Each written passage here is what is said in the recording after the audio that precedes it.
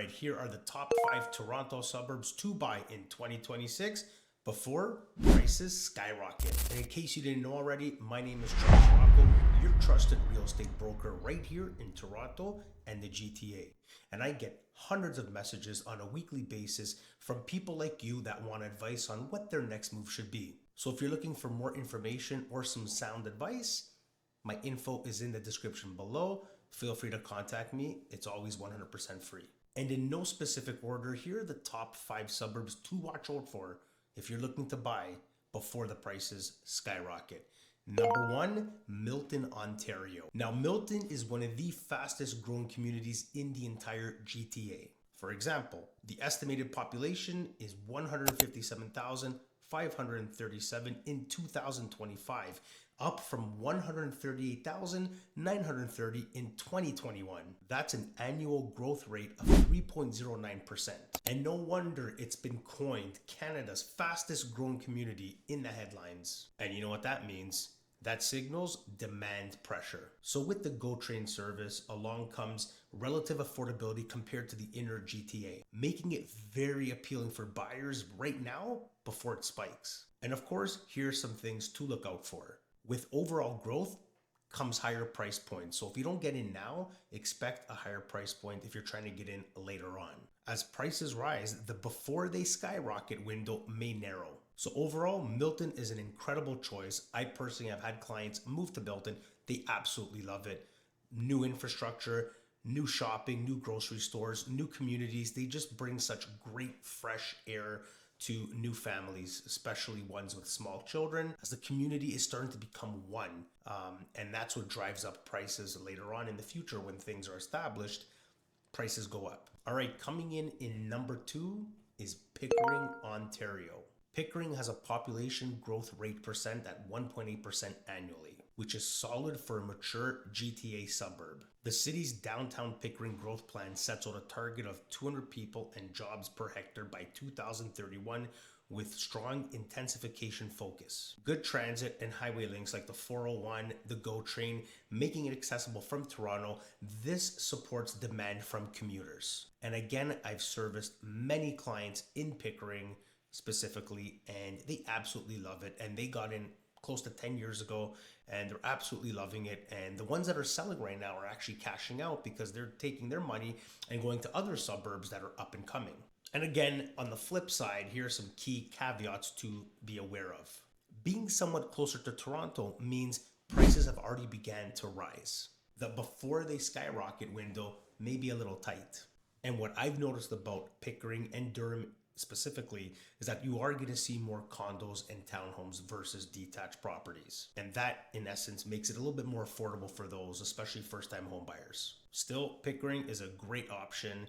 If you want to know more about Pickering, make sure you reach out to me and I'll give you all the info you need. All right, at number 3 is Markham, Ontario. Specifically, the downtown Markham and Markham Center. So you might be thinking, why Markham? So Markham is slowly evolving from a suburb into more of a urban center. For example, the New York University Markham campus adds educational draw and jobs. And there are a lot of infrastructure and transit upgrades. Given its technological sector proximity, Silicon Valley style businesses around Markham/Tech corridor, there is definitely employment pull opportunities there, which in essence is going to attract those types of people that are in that sector. Now, here are some obvious caveats about wanting to buy in Markham.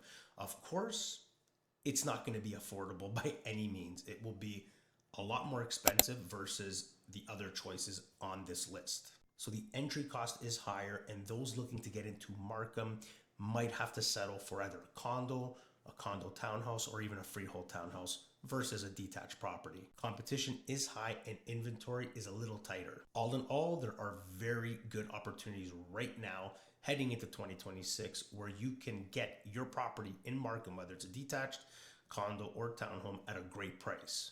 So speak to your realtor or me, and I'll help you out. All right, number 4 on this list, and quite frankly, this is a really popular destination. I even caught wind of this many, many years ago and tried to explain to certain clients, hey, this is a great area, Burlington, Ontario. Identified in several emerging cities list in the GTA, Burlington is an incredible opportunity and choice. Especially, we're talking about Aldershot South, which is flagged for new housing, lakeside access, and good commuter access. Burlington overall offers a good mix of lifestyle, waterfront, parks, and access to Toronto, which tends to support stable value growth. And now here are some caveats or just things to be aware of. Appreciation may be more moderate, around 2 to 4% per year. As a desirable suburb, entry prices are already higher than further out locations. And I've personally had some experience in Burlington, and I remember I did sell a corner townhome probably about 12 or 13 years ago, and I remember saying to myself, wow, this is a beautiful, big townhome with so many upgrades, high ceilings. The builders back then really hit it out of the park, so there are some really good opportunities in Burlington. And again, if you're looking for more information on Burlington, feel free to reach out. All right, and rounding off this list of what to buy in 2026 before prices skyrocket is the good old Oshawa, Ontario. Just like Pickering, Oshawa is in the Durham region of the GTA. The Durham region is projected to grow significantly. The current population in 2023 was 753,000, with a target of 1.3 million people and 460,000 jobs by 2051. It's no wonder Oshawa is getting the reputation it deserves. And here's the great thing about Oshawa: you are very close to Toronto versus other areas that we discussed, and the prices are still relatively in line with what you'd expect. And there's a lot of talk and a lot of people looking towards 2026 to 2028, making Oshawa their new home. Now, on the flip side, you do have to be careful where you choose to purchase in Oshawa. Just like any city, there are the good parts and the not so good parts. And if you want that list, make sure you contact me and I'll send that over to you. So this is just a list of the 5 areas to buy before prices skyrocket in 2026. Over the past several months, the Bank of Canada has slashed its interest rate, which contributes to the overall boom in the economy. So that's why I'm saying expect 2026 to be a little bit hotter. There are rumors that the Bank of Canada, rumors from experts, stating that they are looking at another 2 to 3 interest rate cuts. And what does that mean? Well, that means people are going to be a little bit more aggressive and have a little bit more buying power to purchase. Expect these 5 communities that I just discussed to definitely go up in value in 2026. Now, if you're looking for a tailored game plan, and if you're looking for more information on which area to choose, where should I buy for my family? I have young kids, or I'm single, or I'm married, I don't have kids. Where is the best option? Feel free to book a free consultation with me. I've personally worked in all of those 5 communities that we just discussed in this video, so I can give you a little bit of insight on what will work for you and your situation. Make sure you subscribe, like this video, share it with a friend, and I will see you in the next one.